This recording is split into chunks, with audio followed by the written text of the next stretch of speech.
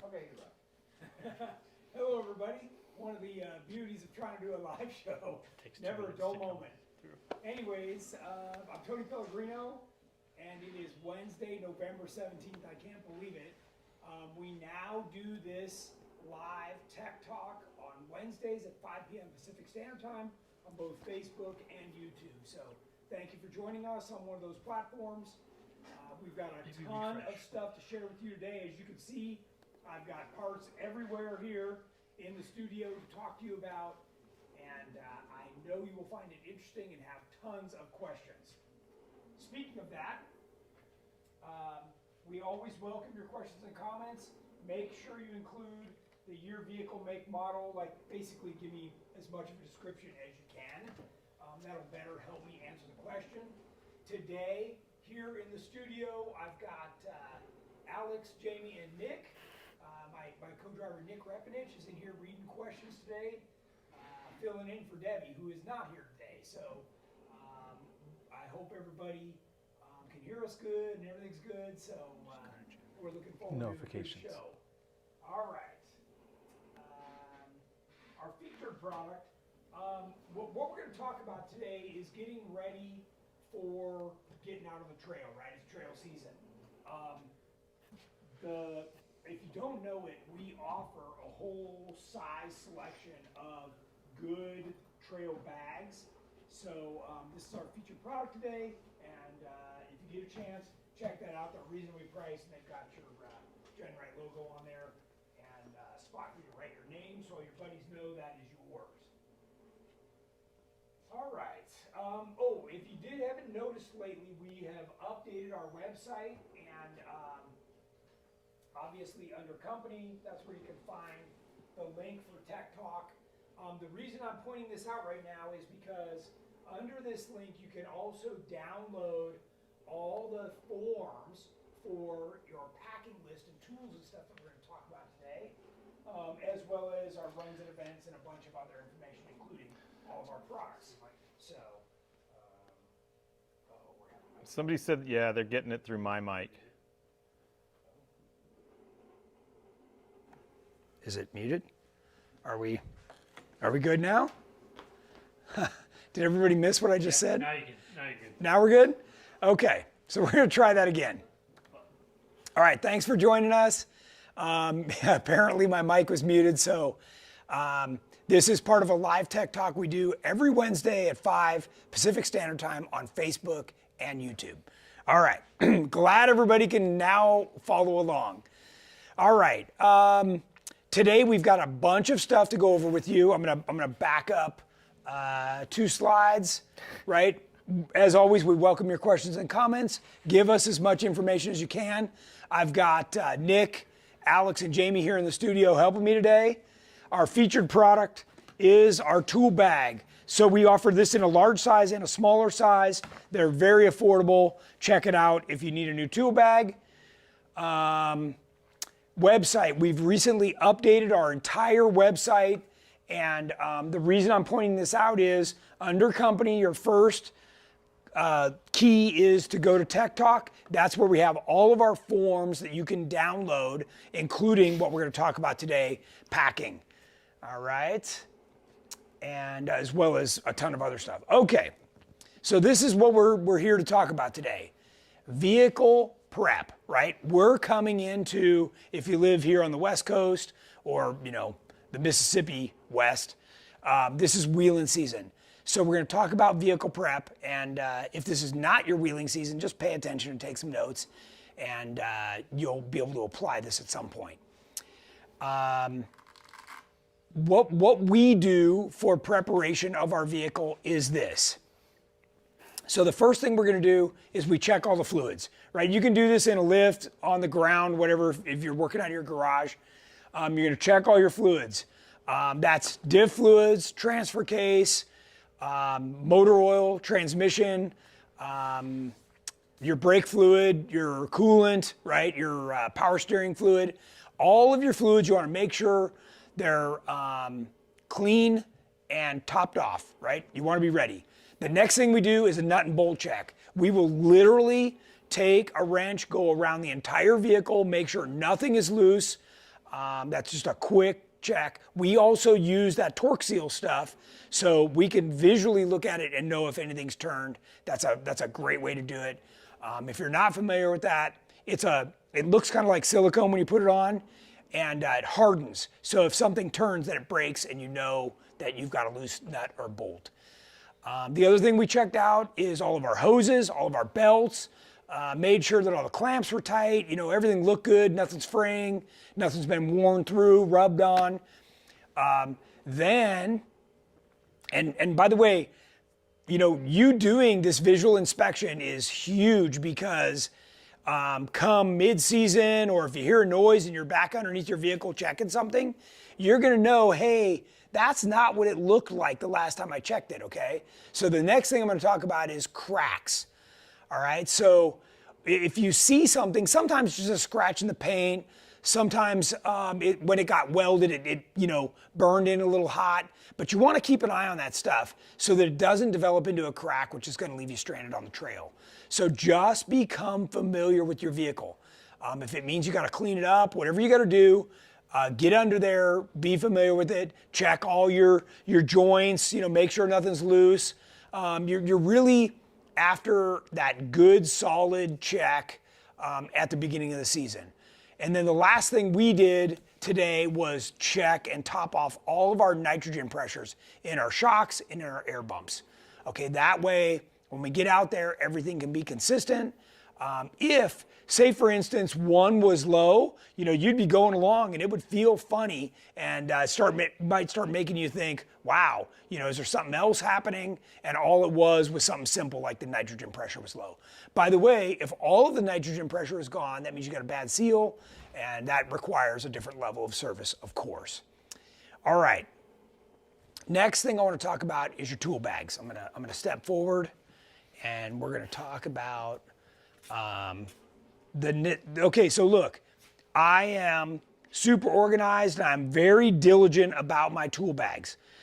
But what happens is through the year, you loan tools out, things fall out, maybe things got left, behind, buried in the sand or fell in a rock or whatever Nick was saying, like drop stuff in the snow and it disappears, right? We do have magnets, the kind of magnets that you can extend, and pick stuff up out of a crack. Those are important. We have little mirrors, that you can, get under the dash and stuff. We've got the latex gloves. And by the way, even a hammer like this came with a longer handle and it got cut so that it fits inside our tool bag. These are all important. A lot of these wrenches and stuff are sized to fit. The other thing we do is we get a very heavy duty, like a freezer style bag that we put our tools in. What that does is if it gets wet, it doesn't soak up and rust, right? Even though the bag got wet, it's not trashing our tools. So, and it's also easy to then, you put a rag down, you pour everything out onto the rag, you find the socket you want, then you can pick up the rag, dump it all right back in your bag, and you're on the move again. So the list of tools, we've got a very comprehensive list of these tools on our website, on that Tech Talk page that I was just showing you. Quick PDF, easy to download, and then you can inventory everything in your tool bag.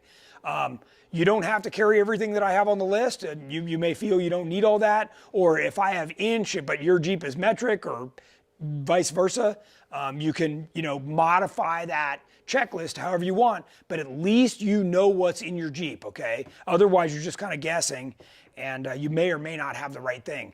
This list or these tools that you see on this bench are built over 15 years of out wheeling. So real world, where you're like, man, I wish I had a pry bar. Man, I wish I had, something to line this up. There's a lot of things here that, even right down to, we made a choice to not carry a test light. Instead, we sharpen the end so that you can just shove it in the wire like a test light and still use a meter. So it's a lot of little stuff like that. Radiator stop leak, emergency repair tape, RTV.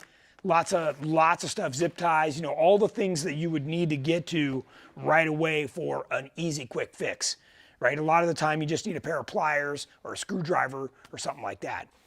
So what's important to mention here is this is bag 1 of 4, okay? So then down below here on the floor, we've also got, this is a larger bag, this is our recovery bag, right? So this has got all our straps, our D-rings, everything's in here.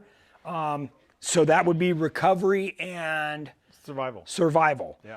Okay, so it's lightweight. Lightweight. That's so right. It takes the big bag. Takes the big bag. So Nick was just going through all this stuff and verifying everything. So he's on it right now. We've got a bag of spare parts, and then we've got our fluids, and a lot of the time we like to carry that stuff separately in case it leaks, right? And we usually keep the tire stuff right on top of the spares bag, because when you get that quick flat, right? You just want to get out there and plug it and get moving again. Yep. So just kind of gives you an idea. We do carry a couple different battery powered lights. This one happens to be magnetic and it pivots and all kinds of good stuff. Typically I like the rechargeable ones. We do have the headlamps, and we've got, gloves and all kinds of stuff. But the survival stuff can be, an emergency blanket, lightweight jacket, beanie, gloves. You want to make sure that if you're spending the night out there, you have what you need to get through the night until you can go get parts or people come find you. So how are we doing on questions? Nothing. It's quiet, huh? Far, yeah. James, anything over there? Well, some people are commenting about that they like hearing this stuff, and some of their experiences of things that they broke that they found checked. A steering bolt, I think somebody said. Yeah, by the way, brakes and steering, they're kind of important. You might want to check those. And everybody here in this room has been with me over the last year. We had 4 different people, like at different times out on the trail, that lost a caliper bolt. And you know what happens when that happens? The caliper wedges inside the wheel and just screws up everything. Okay, so if you have OEM calipers or special calipers, make sure you have an extra bolt, or be super diligent about checking those to make sure they don't vibrate loose. Okay, those things are just rattling along all over the bumps. So maybe you've gotten away for years with no problems, but you definitely want to check that stuff. Oh, looks like we got something. Zach Guptill asks, have you all used the Yukon soft shackle or dynamic recovery rope? I'm looking into ordering them. Yeah, we've got, so we do have a rope extension. We do have the Factor 55 soft shackles. Yeah, there's 2 in there, and then we always carry 1 right on the roll Yeah, bar, so. The other thing, do we have some of the axle straps in here, Nick? Should be 1 in there right somewhere. Here. Yeah. So the other thing that I like is what would just be a common axle strap, for like putting it on the trailer. The reason I like these is that I use this stuff on other people's vehicle. That way, if it gets pinched, trapped, wrecked, I don't care. We just drive away and leave it. Okay? What else you got? Andy Orlando asks, do you carry pig mat in your kit, Tony? Pig mat? Well, I don't even know what that is. We all usually what I call the kitty litter? Yeah, well, the stuff you get when you get the Rubicon kit. Oh, I do have that. Yeah. That was in here someplace. They hand out the kit that's always got the pig mat. It's that little in gray mat. Mm-hmm. Yes, yeah. I've never heard it called that. That's funny. Yeah. I just call it the absorbent mat. But yeah, we do. And a lot of the time, keep in mind, rarely do I use this stuff for myself. I'm handing this stuff out to people that are broken on the side of the trail. Tools, parts, belts, fluids, all kinds of stuff. So, all right, what else we got? VB Tom says, don't forget to check your nuts and bolts on your accessory light bars. Oh, geez. Those can fall off, as far as I'm concerned. Yes. What is my rule of thumb, Jeff? Nothing good happens at night. Right? It's true. Nothing does. I think the last time we went out, nothing did good happen. Or in the air. Nothing good happens in the air. In the either. air, yeah. No. Well, the air's usually fine. It's the landing that's not good. All right. If we have no questions on this, then I'm going to move back And let's see what else we got here. Tony, do you want to mention the difference between the bags and what you're going to use in the JL, where we filled those up? Sure. Yeah, we could talk about that too. So you guys have heard me talk about this on previous Tech Talks. These are little bins that I got from Front Runner, and these have some cool little lids that lock on, and they're water tight, you know, so I wouldn't say they're totally waterproof, but they're good, and you can fill them up. They're stackable, and you know, they really work good. So this is the full complement of what I would put in the JL, and then beyond that, I've got more of these bins to put my camping gear in. So we were testing a lot of this earlier. I've got my little Yeti Goal Zero thing here and my solar. So we're just kind of, today was a good day for us to like spread it all out and look after it all. So yeah, good example. Okay, so check your stuff, make sure you got it. You can download that list over on GenRight's Tech Talk page, and you know, stay on top of that stuff. It's important.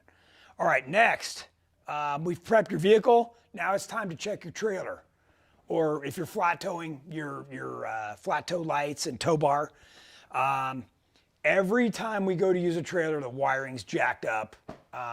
You know, the fact is, trailers are, you know, it's one of my pet peeves, just built crappy and cheap as possible. You know, I don't know, half this crap comes from China, and you know, it's just junk. So, in fact of the matter is, they rattle down the road and just bounce, and they got no shocks, right? You know, it's just a rattle trap. So, bottom line is, I don't know if you've ever looked under a trailer. They take a plasma cutter and they cut through the rails and run the wires through with no shielding at all on there. So this stuff is literally just rubbing through and shorting out all over the place. So we bought a brand new little box that you plug this into, and on the box it has a switch that you can do left, right, brakes, you know, you can check everything. Okay, then for the opposite side, the truck side, we have another box that plugs in and verifies the vehicle is wired correctly. How many times have you had somebody borrow your trailer, they plugged it in, they went, oh, this trailer's wired wrong, they rewired it all, give it back to you, and now you plug it in and nothing works, right? So now we've got two little boxes, that checks it. We bought them on Amazon or something, they're cheap, and it's a great way to go to keep track of all. You know, we've got like 8 trailers here, so it's a full-time job just to stay on top of the trailers.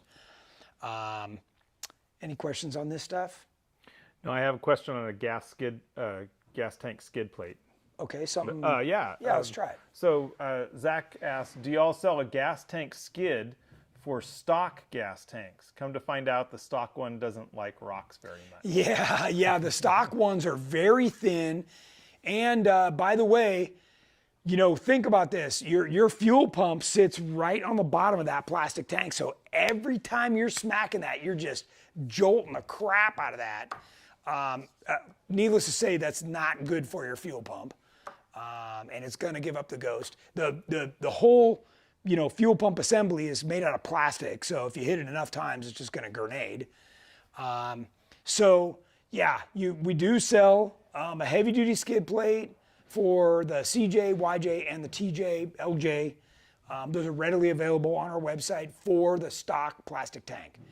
Now, obviously when you buy one of our tanks, it comes with that same heavy duty skid plate. So what you got? Tyler Martin asks, if you were to carry one set of wrenches, yes, what would you choose, a set of ratchet combination wrenches or the basic combination wrench? Yeah, let me show you what my choice is. I'll and pick you can them even up. show them how we carry the tire. Everything, yeah.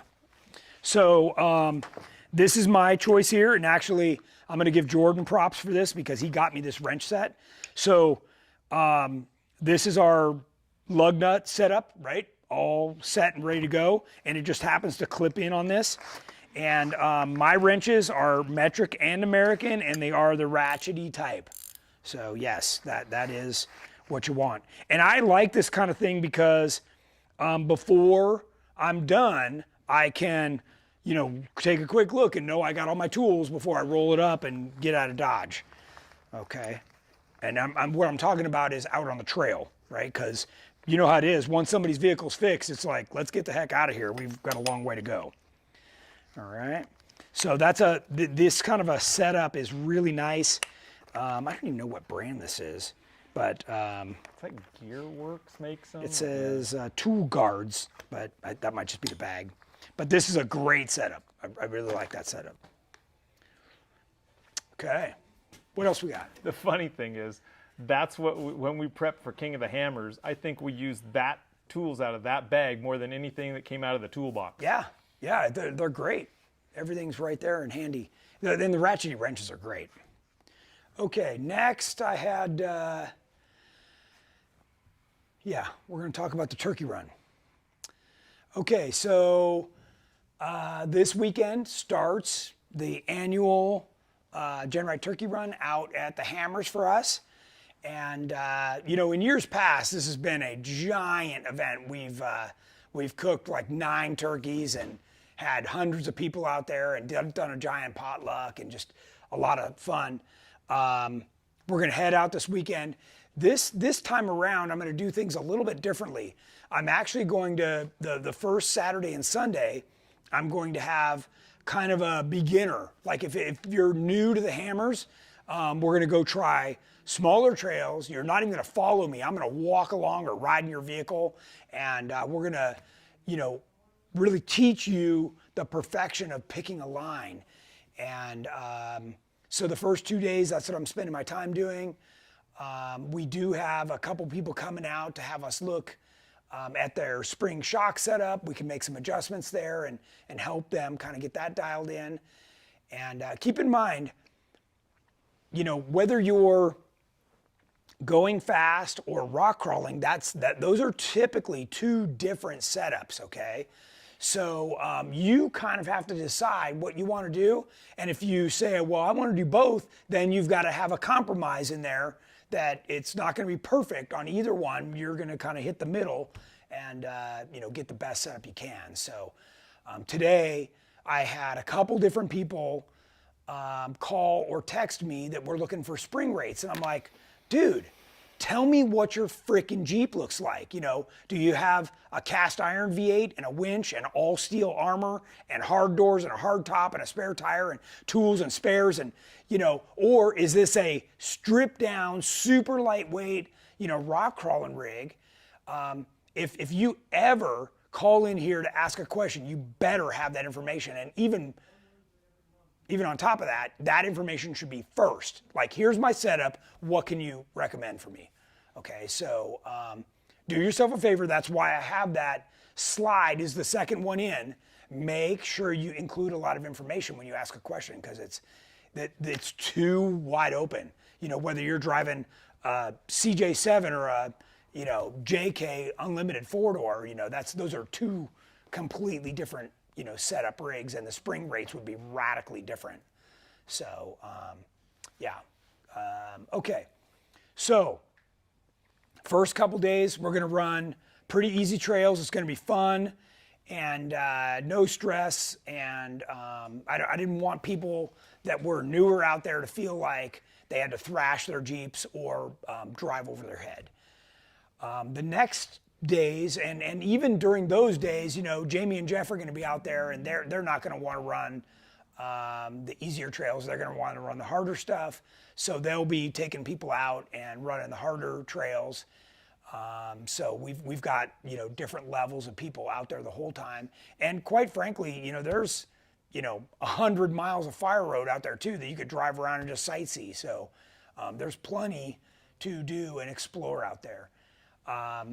If you plan to camp, you need to be self-sufficient. That means you're packing in and out your trash. You need to have water. There's no restrooms. There's no facilities of any kind.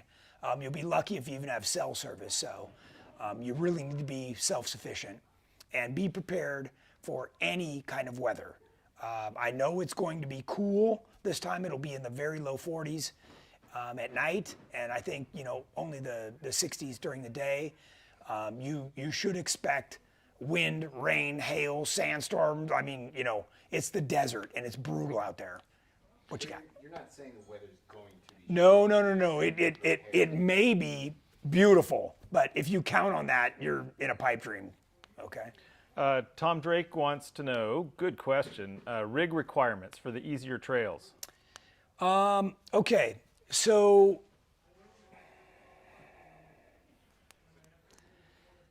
I've seen guys on 33s make it through, some of the easier trails we're gonna take people on. I would suggest you bring a friend that has a good back and is ready to stack some rocks. Okay, that's not me. I'm gonna show you where to go, but I'm not the rock stacker. Okay. Because I'll have many people, and when you're stuck, I'm going to move on to the next guy, and you got to keep moving. So this will be a very hands-on learning experience. Okay, you will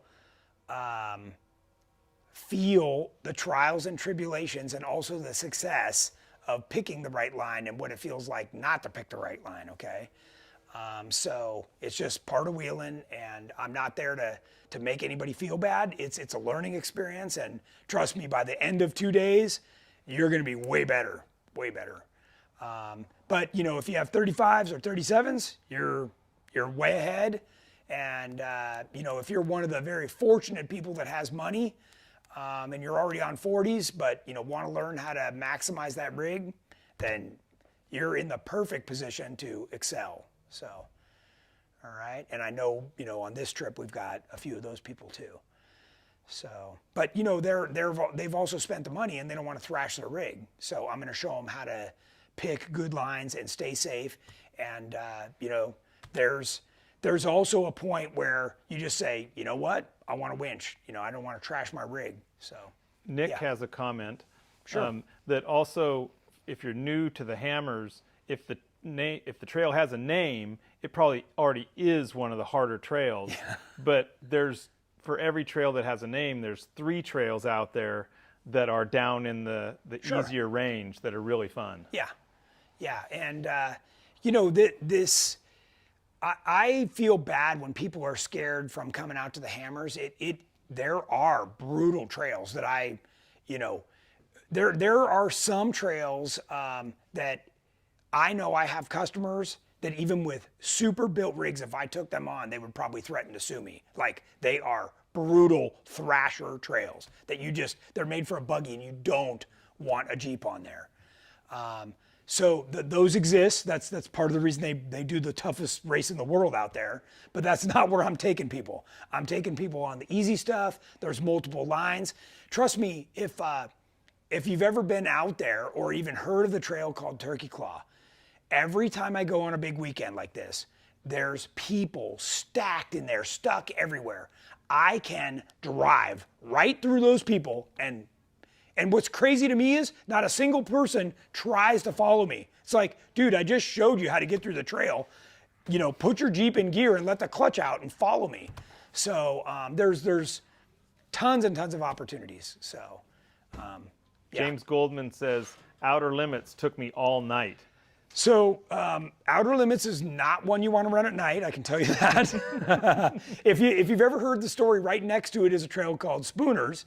And the reason it's called that is because 2 guys got stuck out there and were very cold and had to spoon to stay warm. So that's how that came to be. This was about 8 minutes. He's pointing at Terremoto, yeah, 8 minutes, yeah. So, when we go out there, we obviously know the lines, or know how to pick a line. The trails change, the rocks move. There's a lot going on, and when I first started there, I was on 35s, and a trail like Sledgehammer would took about 7-8 hours, and now we'll do that in 15 minutes. So just depends on who else is out there and what else is going on and how well they're equipped and the people ahead of you, the people behind you. Are you by yourself? Whatever it is going on. So there's the trails, the known trails like Sledge, Jack, even Clawhammer used to be like an entry-level trail. Those are tough now. They're tore up. They're dug out. Aftershock used to be a easy one, and that's far from easy right now. Like, I'd be lucky if I could get through there. So yeah. But yeah, I don't want anybody to be scared, and I welcome people to come out. Even if you just come out to ride along, walk along, go out to the trailhead and see what's going on, hang out by the campfire. I mean, there's never a dull moment. There's going to be a little guy racing around the fire. There's going to be music. I got 3 cords of firewood being delivered. I mean, we're out there to have a nice time, and you know, it's dark by 4:30, 5 o'clock. So you know, we're hanging out and chilling. So yeah, it'll be fun. It's always a good time. So again, don't forget, if you're coming out, just be prepared for any kind of weather, okay? And then you'll have a much better time. All right, next, I want to show you, and Alex, I think I can do it right here. And we are going to get to all this Yukon stuff. I'm leaving that as kind of a teaser. Yep. Zach asks, will you all be filming any of the line choice teaching stuff? I know that was one of the things that Jeff wanted to do. He wanted to talk about that. And, you know, our intention is to always do that, but the week goes fast. So we're going to try. We're going to try. We actually just put in-car camera systems where now we're recording like everything we're saying, and you know, it'll be a little bit different experience. So, and we're out there to do some testing of the higher speed stuff as well. So that'll be fun. I wonder if the people would be interested in the Bluetooth part of the rugged radio stuff, if that would help them learning. It probably would. I mean, anything, you know, and that's, you know, a lot of the time the handheld can, you know, serve for lower cost, serve the same purpose. You know, if you have somebody outside on a handheld, you know, it depends on your vehicle. You know, if you're like driving the Aftershock, you know, it's so quiet you can hear everything. But in the Terremoto, you can't even scream loud enough to tell me what's going on. So. I think a lot of it's learning hand signals too. Yeah, you know, and trusting your spotter, right? Like Nick is really good at spotting me, and he'll have me move forward, but you know, it'll be just a little, right? You know, so we've got a good thing going where like, oh, move over, or I can see his face change and go, oh, it's time to back up. Like, you know, that's not looking good. So, you know, just getting to know your co-dog or your spotter is always good. All right. Next thing I've got here, everybody has an oil filter on their Jeep. And what we do here is we cut them open and we take out the insides. And when we do that, we carefully pour out the oil and watch if there's metal or chunks or just metallic, you know, looking. And then we hold up the center element and we shine a flashlight in here and we look for anything strange. You know, we're looking for anything weird, and then we inspect the oil. This will tell you the condition of your engine. This is super important, and you know, if you're questioning it at all, it's a great routine thing to do. You can buy, it's a special cutter that you can buy from Summit or Jegs. They're relatively inexpensive, and what it does is it cuts this in a way, kind of like a can opener, where it doesn't let any metal go in, so that you're faked out going, oh man, I got a bunch of metal in here. Because obviously if you sawed it or something, you're gonna get a bunch of shavings in there. So this cuts it with a sharp wheel and opens that up, kind of like a pipe cutter. So, but a great way to really inspect what's going on. It's a great routine thing to do. And again, we're at the beginning of our season, so this is part of our prep, right? So we checked this, and it passed, so we're looking good. And I'm gonna, Jane, could you hand me a rag? Is there one handy? I got a bunch, thank you. All right. So let's see, I didn't have a slide for that, so that was, there we go. Okay. And any more questions? Are we good right now? Good. James, anything on your end? Nothing on my end. Okay. Says you make the best stuff, Tony, and then someone else said Tony's a hero. Nice, thanks, appreciate that. All right, well, I'm just trying to get everybody fired up and get out there and wheel. Okay, as you guys know, I'm working on my budget YJ project, and I've chosen to go with Yukon axle and gear for a couple different reasons, and I want to show you guys all this stuff just showed up, and I wanted to go through some of this and what the benefits are, right?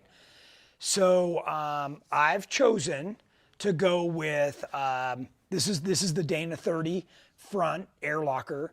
So they call it a zip locker. It's exactly the same as a ARB air locker. Oh, looks like Dick's got a question. We got a big question back on the oil because Sure. they're just starting to come in. But Sure. one says talking oil, 4.0, 144,000 on it. Just changed the oil to synthetic. Yep. Operating pressure sits 5 to 10 higher now, around 50. Should I be concerned in trying to track it down? No. The only time you get concerned with high oil pressure would be if it's starting to leak, right? If you were noticing that it was the extra pressure was making leaks. Typically, what causes higher oil pressure is cold, right? Or you've thickened the viscosity of the oil. So if your motor was normally rated for like 530 and you put in 2050, it's going to be working a lot harder to pump that stuff through there. So, and some people put thicker oil in as the motor gets older just to make sure the oil pressure's up higher. So here's what I can tell you. Those older straight six engines, as long as you have oil pressure, that engine will live forever, okay? I tried to kill one. The best I did was break a timing chain. So they'll just keep going and going and going as long as you have oil pressure, okay? And I can tell you, on any engine, once the oil pressure's gone, it's a matter of moments before that thing comes apart. There's a lot of tiny little moving parts inside there that don't last long without oil, okay? Did I answer that? Are we good on that? Okay, cool. So a couple of things in this process that I discovered. One is that Yukon sells this front Dana 30 locker where you can get 27 spline or 30 spline axle shafts. So that's kind of a nice upgrade. I didn't even know that was an option. And like I said, this is an air locker, so it's what people refer to as a selectable. And that's nice. So it's an open diff when it's open, and then a hard locker once it's locked. Quality looks really nice. Obviously, this is tiny compared to what I'm used to. Here's the Dana 44 that I'm putting in the rear, a little bit bigger, you can see. And also the Yukon zip locker. And I got to tell you, there's a couple of things I learned about these lockers.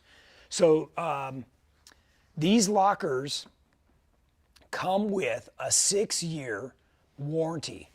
And they also have a $2,000, if you break it, they send you $2,000 and a replacement locker because they know that you've got to go take it to a shop and have it, fixed, and that labor is going to be expensive.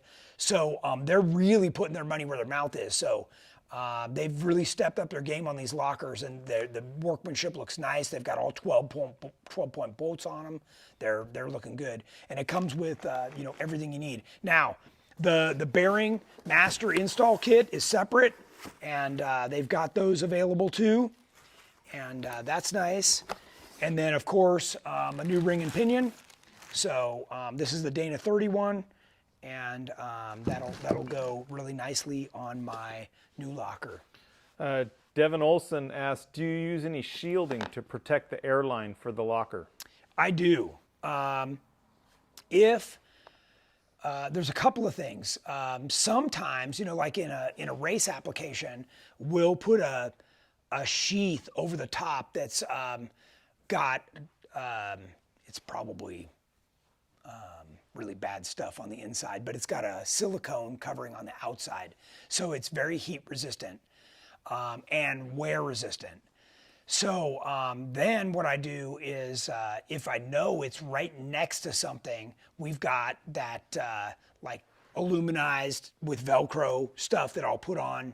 I know I saw a piece of it in here someplace. There's some in the spare bag on the spare throttle cable. Oh, there is, okay. So yes, but I do. This stuff, and honestly, if you're using this in a heavy duty application, especially if you're going fast, then I advise you to upgrade to the braided steel one. That's going to give you the best wear abrasion and long term. You know, if you're just rock crawling and going slow, the plastic stuff's fine. So what else you got? Matt Matheson asks, I have an Eaton E-Locker in both front and rear axles, Dana 44s in a 2012 JKU. Sometimes at low speeds while turning, I hear a noise in the rear end, an occasional light clunk is the best way to describe it. Is that normal with the E-Locker? That's actually normal with a lot of lockers. What happens is, you know, you've got big tires, you've aired down, all this stuff is under a ton of stress. You know, and I don't know how much you wrench on your Jeep, but you know, think about this. If you just took a torque wrench, right? You know, you get one of those big, even breaker bar, right? And you lean on that thing. Think about if you had a socket that was the size of your axle, right? If you put this on here and you had to crank that thing, how hard you'd have to crank to turn your 35, 37-inch tire. Like, it's a lot of torque, okay? So when you think about the components and what they're doing, these things are under a lot of stress. So back to the locker. So what happens is the locker, you know, the mechanism inside jams together and it keeps it locked. So even though you unlock the locker, until they get a chance to kind of like loosen up, then they'll pop loose. So if you experience that, I'll give you a couple of tricks. One is you can be a little jacky on the throttle, okay? If you tap the throttle, you can get the drive line to load and unload, and that'll help to let the thing release. The other thing you can do is weave back and forth a little bit, and that gets the two tires to work against each other, and it'll pop loose as well. So those are two quick things. Yep. Mark Lawrence asked, what air pump are you going to use? I actually got the little Yukon ZL compressor. It's a tiny little thing, and just to run the lockers. So, because remember, this is my budget YJ build, right? So I'm doing this, everything I'm doing, every penny I'm spending on this is to make it a fortified off-road vehicle that I can go run the Rubicon or Fordyce or some, you know, a legit four-wheel drive trail, okay? Craig Colbert asks, how do you check the oil level in the diffs?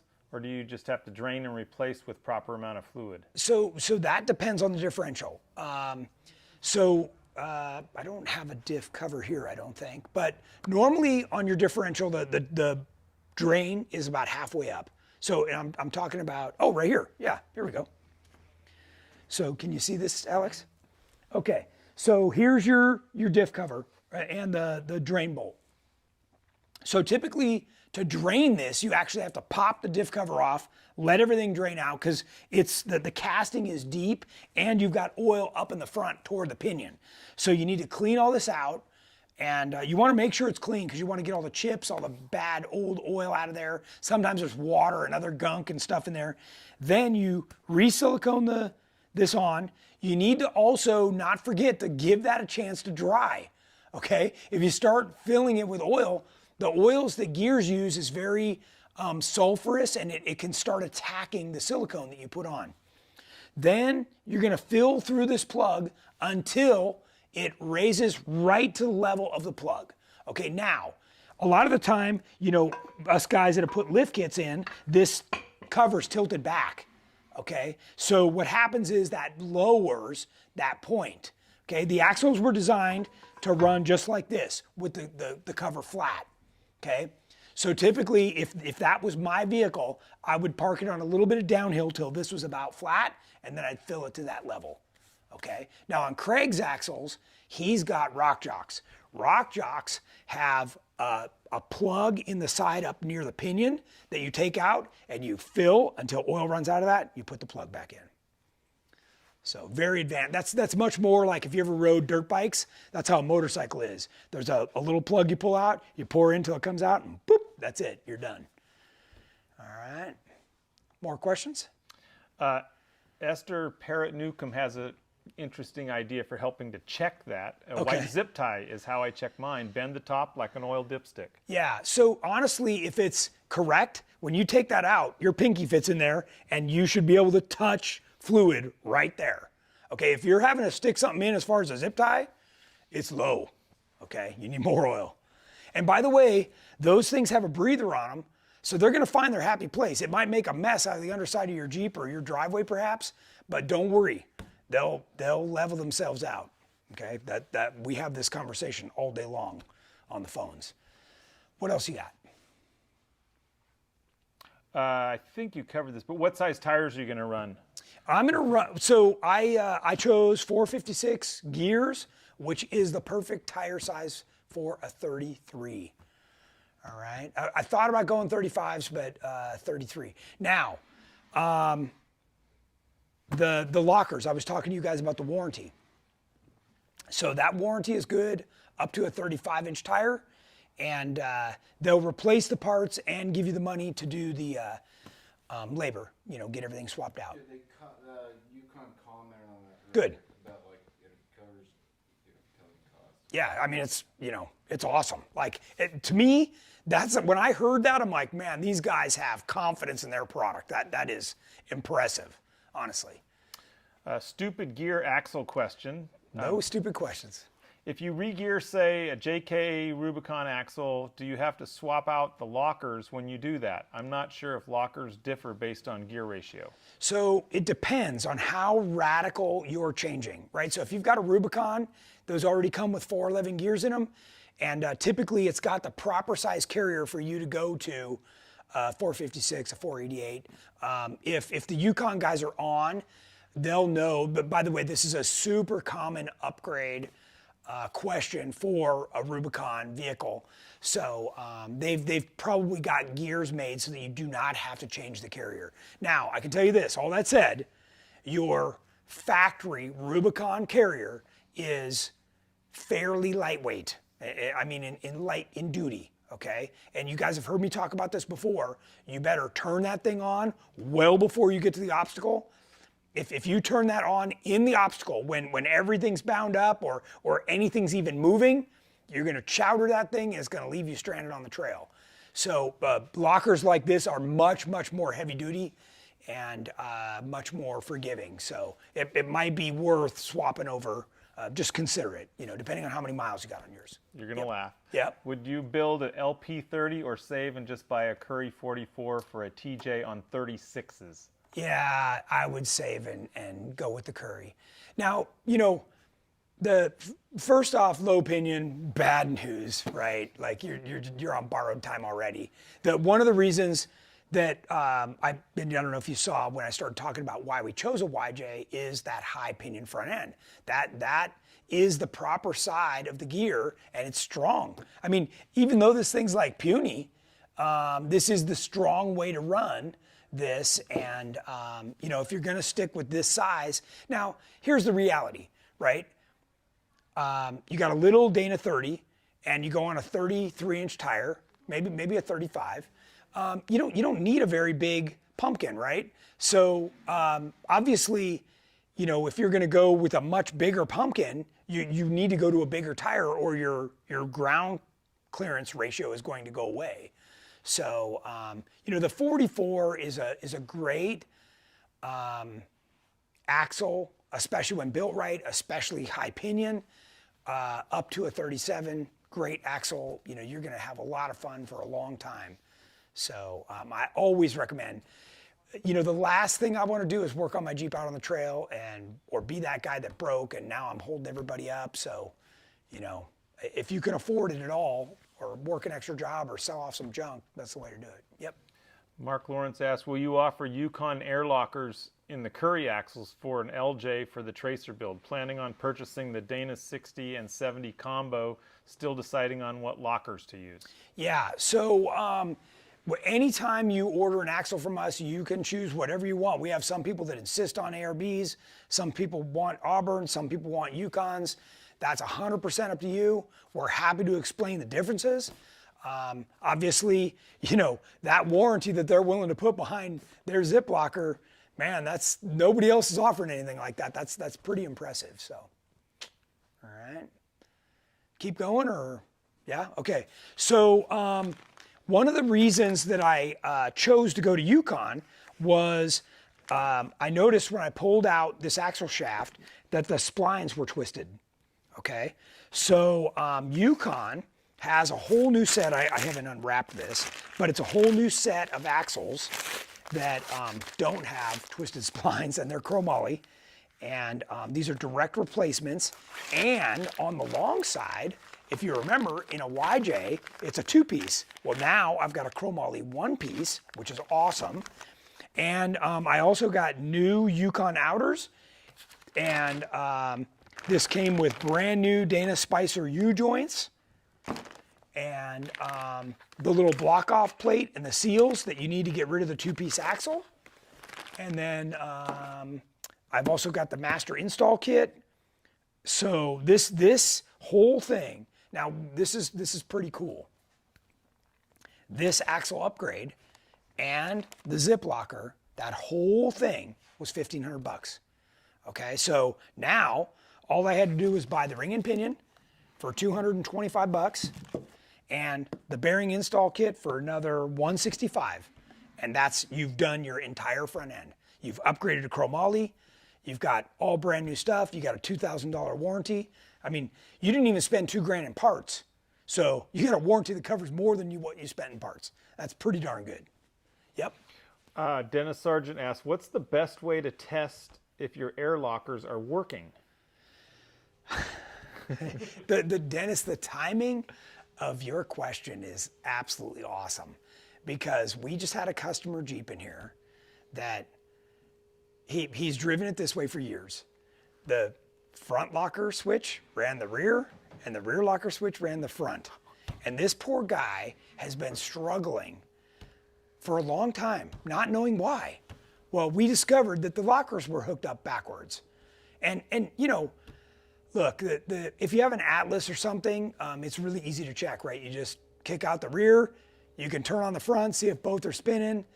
I know there are events like Sierra Track here in California where they'll put front and rear tires go on rollers. So if you don't have lockers, you can't even get off the rollers and you don't get to go. So they're depending on, you know, and we're just talking about, like, they look like shipping rollers, you know, it's nothing fancy. Depending on where you live, that might be ice in your driveway. I don't know, you know, like there's plenty of ways you can check this stuff. So, but I suggest that you routinely check those and make sure that they're operating properly. Now, easy way to do it, jack it up, hit the switch, both tires better be locked together. Like, otherwise a differential, they're gonna spin opposite ways. Super easy to tell. So, all right, I've given you like 10 different ways to check your lockers. Jamie, have you ever checked yours?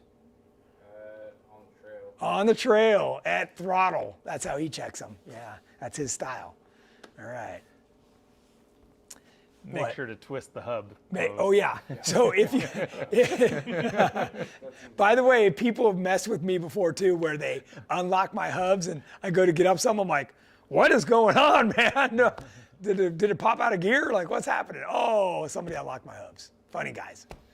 So yeah. Someone did that to me once. I think so. Yeah. Doesn't take much to mess you up. Okay, so I also have chromoly axles coming for the Dana 44 that we were just looking at, that's going in the back of the YJ. And like I said before, I picked that up out of a junkyard. I'm gonna cut all the brackets off, put a couple of spring perches on. It's got disc brakes and it's going right in the YJ. Let's see, I think that is my next picture. See, the YJ. So this little guy, we've been working on it. Alex and I have been kind of chugging away on this baby. If you saw, we did the front bumper and the winch. We did the hood louver. What else did we do? Oh, we did the little bed rails and the lock and loads. We're working on the rockers. So I can tell you that Alex and I have already cussed up and down and used every tool we have in the shop just to get what was the factory stuff off, because it was rusted on there and never coming off. And by the way, if you ever stepped on those things, you thought you were taking your life in your own hands. But once we took them off, there was actually metal under there, but it never felt like that. It felt like it was, you know, all Toys R Us plastic and ready to snap off. So we've got it prepped, the parts are painted, and we're gonna be installing those tomorrow. So you'll see another video on Friday that we post over on YouTube of us installing the rockers. and it's going to look really nice, and super excited about continuing this build. We're just chugging away on this thing. So my next plan is, after I get the axle, rear axle cut up, and I'm going to pull the front, we're going to take those, get all these new parts installed, and get them back underneath the Jeep and really kind of move this thing along. So pretty exciting to see this coming along.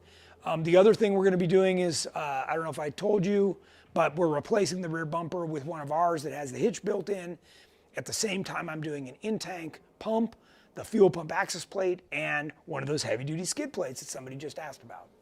Is this YJ getting fenders? No. So this is, if you saw, it's a $10,000 budget build. Jamie, we have that sheet on the Tech Talk page, right? If you sent it to me. Yeah, we had there's a video on it. I know we did a Tech Talk, and there's also a YouTube, but we priced everything out, and we did the basic build, but it's all around function. Okay, we sourced stuff like at a junkyard and our buddies and takeoffs and whatever we could do. I did above the $10,000 budget. I did put in some seats, but really, the reality is I was trying to make it. And by the way, 10 grand includes the frickin' Jeep. Okay, like we're talking really budget build, and then this is going to be something you can have a good time. These are 30-inch tires, by the way, which, with lockers, you could probably go a lot of places. Yeah. Should I run, Matt Matheson asked, should I run a different weight gear oil other than the factory recommended with aftermarket lockers? So I noticed in these boxes, they recommend a certain gear oil. So I would go with whatever the manufacturer recommends. If it's different than what the factory spec, I would stick with what your new stuff is. And certainly, if you're ever going to warranty this baby, you better be doing whatever they say to make sure you don't void that warranty. So, yeah. And by the way, I've run all different kinds. I like synthetic in mine, and I've had great luck with that. There's with the racing we've done, we run a really heavy oil that's got a moly base in it that cushions the gears, because we're just hammering through the rocks and the whoop-de-doos and stuff. So, but most of you are just need to service it on a regular basis. And I'm going to tell you this, if you're out wheeling your Jeep and like I talked about with twisting the splines, these parts are under a tremendous amount of stress. And, do yourself a favor. Changing the oil is 40, 50, 60 bucks. That's cheap insurance, okay? Do it. And that's even for synthetic, just do it once a year. And if you go through a lot of water and stuff, then I'd do it more than that. But yeah, really, I just consider it cheap insurance. Okay.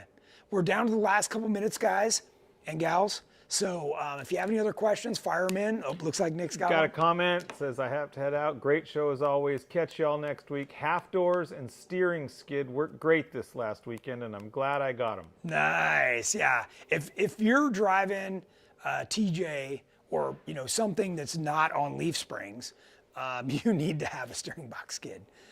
That is important. The JKs, the JLs, all that stuff's tucked way up. It's a completely different design, but TJ, LJ, they need steering box skids for sure. And if you've never driven either with factory half doors or with half doors like ours, it's a whole new world. It's really nice, and allows you that freedom to look out and have something to lean on. Of course, we make those cool armrests too. So yeah, lots of good stuff. More questions, James, Nick? No, we're looking good. All right. Comments. Thanks for the great topic. Good. I'm glad everybody's enjoying it. Then we're going to go ahead and wrap it up, everybody. Thank you for watching, and we will see you back here next Wednesday, 5 p.m. Thanks.